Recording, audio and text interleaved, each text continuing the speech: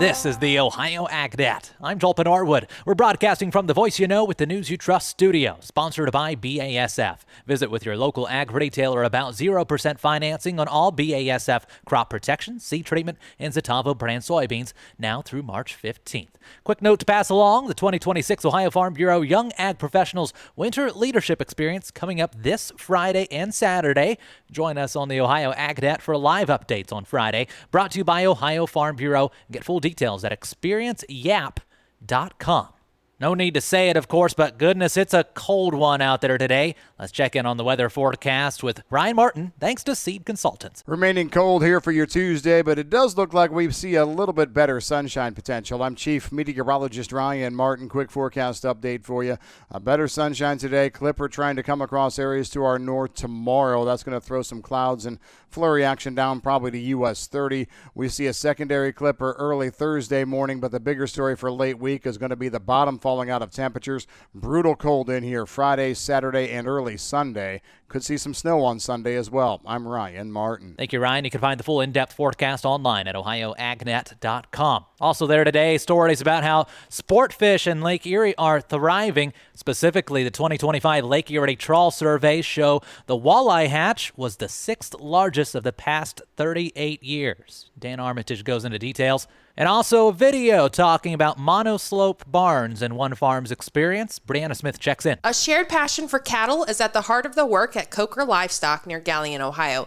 It's a true family operation where each member of the Coker family plays a role in day-to-day production as well as the bigger picture of the beef industry. The Ohio AgNet recently had a chance to visit with Nick Coker to learn more about the family's farm. So we raise about 1,600 head of cattle and farm about 2,400 acres of corn, beans, and wheat. A lot of our calves are Holsteins and then beef on dairy. The beef on dairy are the ones that usually we're starting as baby calves. We see a little bit more economic value starting those as day-old calves because they a little bit better health in the early age. Plus, they can get a little expensive when you go to buy them at 600 pounds to put them into this barn. To learn more about the Coker family's involvement with the beef industry and to watch the full interview with Nick Coker, head to ohioagnet.com. Reporting for Ohio's Country Journal and Ohio AgNet, I'm Brianna Smith. Thanks, Brianna. Wouldn't be able to tell much right now in Ohio, but the latest U.S. drought monitor is out and shows drier than normal conditions. USDA meteorologist Brad Rippey. For the U.S. drought monitor data January 6th, we see drought coverage across the lower 48 states at 44.8%. That is up 4.5 percentage points from 4 weeks ago on December 9th. We do see some differences from region to region. It is worth noting that we did see considerable worsening during the month of December across the central and southern Great Plains, extending eastward all the way into the southeast and the middle Atlantic states, with just a few exceptions. That pretty much the entire southeastern quadrant of the country trending drier during December. But on the flip side, we did see improving conditions in much of the western United States, with the caveat that we are still seeing a lack of snowpack at many high elevation sites. That's USDA meteorologist Brad Rippey. Ohio does have areas of extreme drought, especially in the northwest parts of the state. There's really a band of extreme drought that runs from Mercer County up to about Ottawa County. Elsewhere, pockets of abnormally dry in the eastern part of the state. Dairy farmers are hailing the recent Whole Milk for Healthy Kids Act as a major win. That was signed into law last week by President Trump. Greg Dowd is president and CEO of the National Milk Producers Federation. Could mean big things financially for dairy farmers who often get the short end of the stick. There has been some analysis by, I won't name them, but they're one of the biggest purveyors of milk in schools in America. Their estimate is that it'll take somewhere in the neighborhood of $150 million to implement this. Because, whole milk costs a little bit more than skim milk. So, we're talking about a penny or two.